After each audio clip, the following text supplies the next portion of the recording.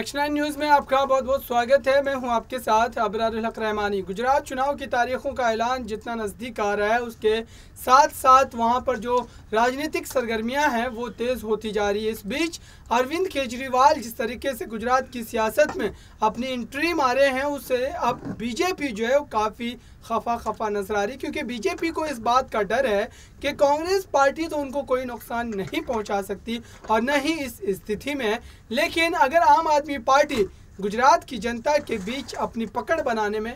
सफल हो जाती है तो फिर गुजरात के लोगों के पास बीजेपी के अलावा भी एक सियासी विकल्प जो है वो मौजूद रहेगा। ऐसे में गुजरात की जनता आम आदमी पार्टी की तरफ जाना पसंद भी कर सकती है और यही वजह है कि लगातार अब अरविंद केजरीवाल और प्रधानमंत्री नरेंद्र मोदी साथ ही बीजेपी हाईकमान के बीच ज़बानी जंग जो है वो तेज़ हो गई है। इसी खास मुद्दे पर विस्तार से बात की जाएगी कि दरअसल गुजरात में जो आने वाले चुनाव हैं उसमें जीत किसकी होगी और आम आदमी पार्टी कितना दमखम गुजरात के चुनाव में दिखा पाएगी। मेरे साथ बात करने के लिए मौजूद है क्रांति जी, उनसे सवाल लेंगे और जानेंगे कि दरअसल गुजरात में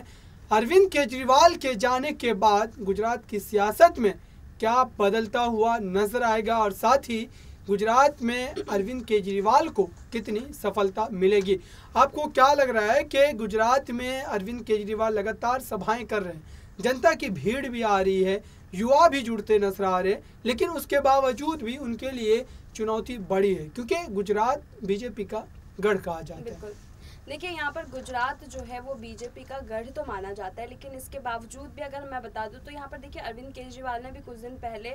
ये बयान देते हुए नजर आए थे और उनके खेमे के कुछ नेता भी ये साफ तौर पर कहते हुए नजर आ रहे थे कि उन्होंने एक सर्वे कराया, जनता के पास पहुंचे और तब वहाँ से उनको जो है इस बात की तसल्ली हो रही थी कि इस बार गुजरात में जो है वो पूरा समीकरण पहले के मुताबिक बदला हुआ नजर आएगा और इस बार 58 सीटों का जो है वो दावा करते हुए नजर आए थे। और जबकि अगर हम पिछले चुनाव के अगर हम ग्राफ को उठा के देख ले तो आप पार्टी बिल्कुल सिमटी हुई सी थी और बीजेपी की बात कर ले तो 99 सीटें जो है वो बीजेपी के खेमे में थे और बहुमत के लिए चाहिए होते हैं 92 सीटें। तो देखिए 92 सीटें के लिए यहाँ 99 सीटें मतलब बहुमत से भी ज्यादा का आंकड़ा जो है वो बीजेपी के पास था। तो देखिए ऐसे में अरविंद केजरीवाल के लिए अभी भी जो चुनौती है वो यही है कि जो उन्होंने सर्वे करवाया, सर्वे के दौरान जो उन्हें पता चला है उसके बावजूद भी अभी भी वो बहुमत के आंकड़े को छू नहीं पा रही हैं, अभी भी बहुमत के आंकड़े से काफी पीछे है। तो ऐसे में अरविंद केजरीवाल और तमाम जो नेता है आप पार्टी के लिए, उनके लिए यही सबसे बड़ी चुनौती है कि जब खुद के सर्वे में इतने ज्यादा अंतर जो है अभी भी दिखाई दे रहा है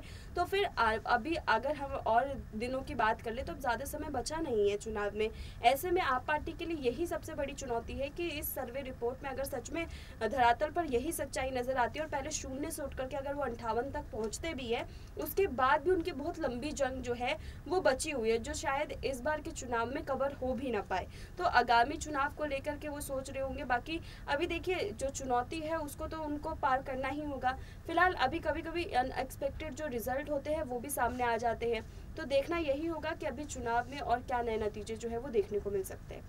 बिल्कुल, लगातार जिस तरीके से चुनावी सभाएं की जा रही है उसके बाद अब देखना यही है कि दरअसल गुजरात की जनता इन सारे चुनावी सभाओं से कितना ज़्यादा जो है वो प्रभावित होती है। और अरविंद केजरीवाल जो योजनाओं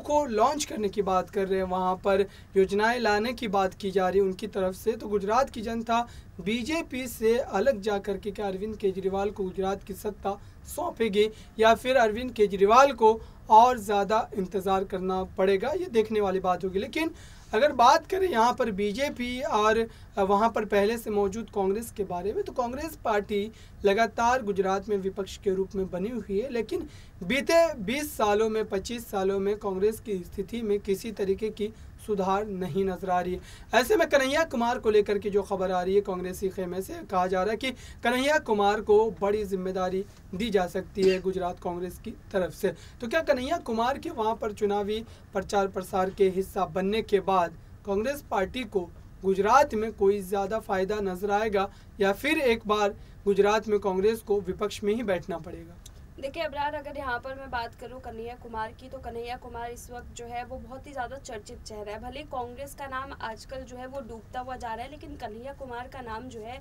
वो जनता के बीच में और भी ज़्यादा बढ़ता हुआ नजर आ रहा है। जनता पसंद कर रही है कन्हैया कुमार को, और यही वजह है कि जिस जगह से कन्हैया कुमार जो है अपनी उम्मीदवारी दिखाते हैं, या फिर जिस जगह पर कन्हैया कुमार पहुँच करके जो है वोट की अपील करते हैं, वहाँ पर वोट बैंक में इजाफा जो है वो ज़रूर देखने को मिलता है। और यही कारण है कि इस बार कांग्रेस भी सोच रही होगी कि यहाँ पर गुजरात चुनाव में जो है कन्हैया कुमार को उतारा जाए, क्योंकि जो कांग्रेस का जो मुख्य चेहरा है वो इस वक्त कांग्रेस से छटक चुका है। तो ऐसे में गुजरात को अगर यहाँ पर जो है सेंधमारी करना है बीजेपी के किले में, तो ज़रूरत यही होगी कि इस वक्त जो है कन्हैया कुमार के चेहरे पर दाव ज़रूर खेला जाए। देखिए, एक तरफ आम आदमी पार्टी भी अब बड़ी चुनौती कांग्रेस के लिए बन चुकी है, दूसरी तरफ बीजेपी भी है। तो देखिए, इस बार के चुनाव में कांग्रेस के लिए भी काफ़ी सारी जो है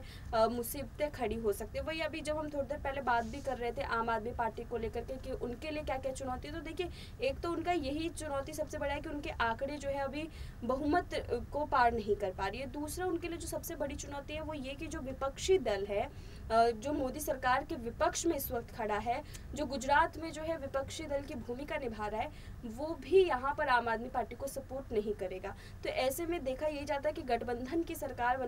बना सकते हैं राज्य के अंदर, लेकिन देखिए यहाँ पर जो दो विपक्षी दल खड़े हैं, कांग्रेस भी खड़ी है और आम आदमी पार्टी भी, तो वो आपस में ही टकराते हुए नजर आ रहे हैं, वो आपस में जो है वो मिलाप करते हुए नजर ही नहीं आ रहे हैं। तो यहाँ पर एक बात तो बिल्कुल तय है कि अगर बहुमत का आंकड़ा जो है वो तीनों पार्टी में से किसी ने भी पूरा नहीं किया, तो बहुत मुश्किल हो जाएगा कि आखिरकार किसकी सरकार जो है वो बनाई जाए। तो देखिए, ये सबसे अहम और महत्वपूर्ण मुद्दा है जो इस वक्त कांग्रेस के सामने भी है और आम आदमी पार्टी के सामने भी है, क्योंकि दोनों एक दूसरे को लेकर के जो है खींचातानी करते हुए नजर आ रहे हैं। दोनों की अगर हम बात कर ले तो दोनों में से कोई भी एक दूसरे के लिए सहमत नजर नहीं आ रहा। तो अगर ऐसे में एक समय अगर ऐसा भी आएगा कि बीजेपी जो है वो बहुमत का आंकड़ा नहीं पार कर पाई और वहीं पर वोट जो है अगर दोनों खेमे में बट जाता है, तो देखिए वो दोनों के दोनों अपने खेमे के वोट प्रतिशत को मिला करके भी गठबंधन की सरकार शायद नहीं चला पाए।